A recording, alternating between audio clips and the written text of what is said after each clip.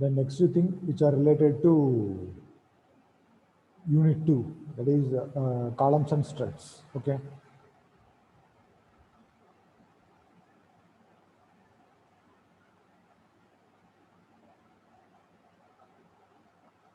Okay, Euler's assumptions. Euler's assumptions.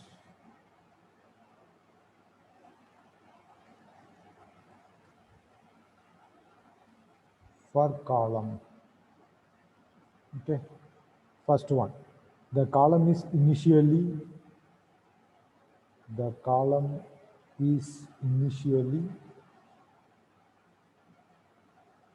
perfectly straight. Okay, perfectly straight, and the load is applied axially.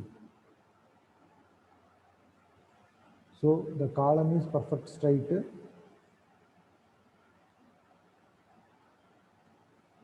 So the column is perfect straight and the load is acting axially. Okay now. So this is called our first assumption. Second, the cross section of the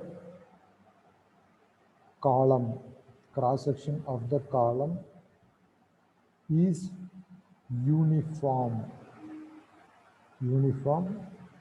throughout its length.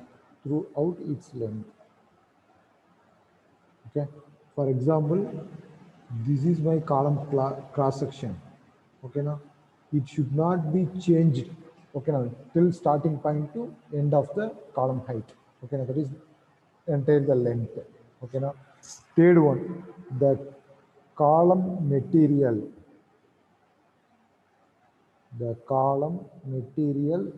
is perfectly homogeneous. Okay, comma, elastic and isotropic. Okay, so even if you are doing as a RCC, okay now, then we have to maintain the homogeneous. So from starting to end, the material property won't change and the behavior is in elastic. We are going to consider as elastic and isotropic. Also, it obeys Hooke's law. So Hooke's law is nothing but the stress is directly proportional to strain. Okay now, that law it has to obey. Next to fourth point, the length of the column is very large.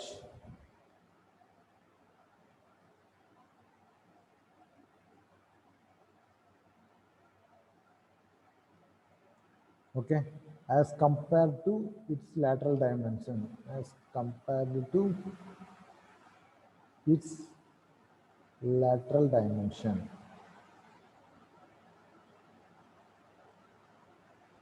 So you just think that normally our floor to floor height is 3 meter normally. Okay now. So for all cases. So if we are going for normal this floor, our cross section may be 230 mm to 300 mm. Okay, this is for 3 meter floor height means we can give only 230 mm by 300 mm column size. Okay now.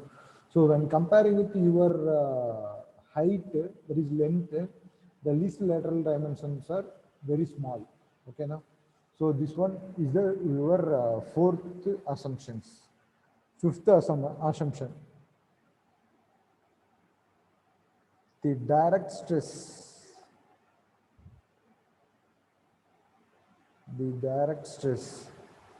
is very small when compared with bending stress.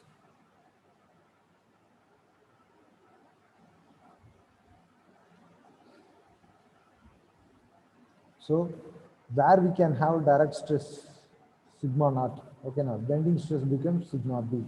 So this we can get it, that is P by A should be very less than P into E by Z. Okay, so this is our fifth assumption. Then sixth assumptions.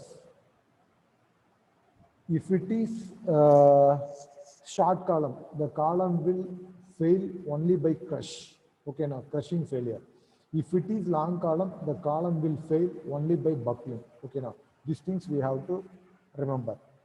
The column will fails by crushing. Okay, now if it is short column, okay, or the column will fail by buckling if it is long column. So this is our sixth one. Then seventh one, the self weight of the column is negligible. The self weight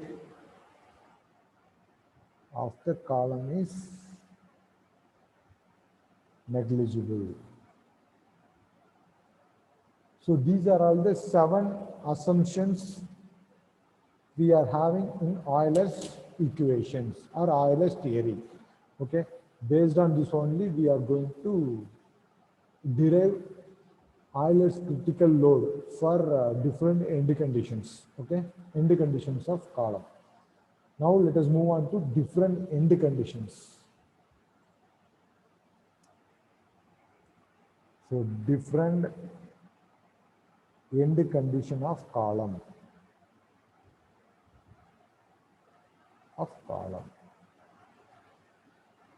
So the both ends of the columns are hinged or pinned. Okay, now. So this is our length of the column. Okay, there is both the ends are hinged or pinned. So this is the first case. Second case, both the ends are fixed. Okay, so this is L, the total height of the column. So both the ends are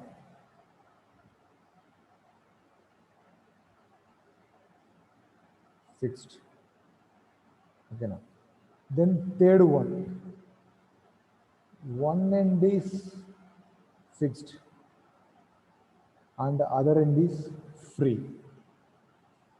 So one end is fixed and the other end is free. So this is another criteria of column end conditions. Okay, now fourth, one end is fixed and the other end is hinged.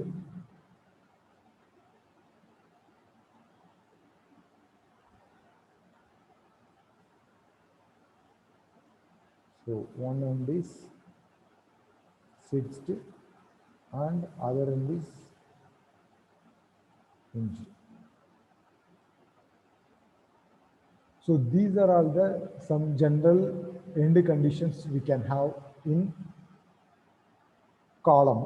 Okay, now mostly for long column or short column, whatever it may be, the cases are same. Okay.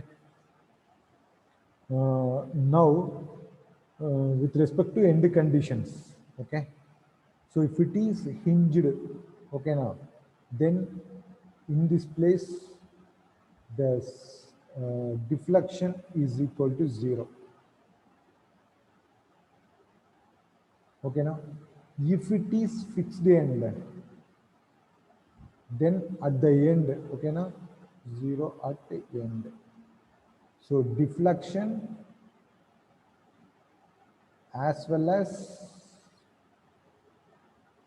slope is equal to 0 if it is fixed end. Okay, now if it is free end, nothing is there. Okay, now then Okay, now the deflection, we can have some values.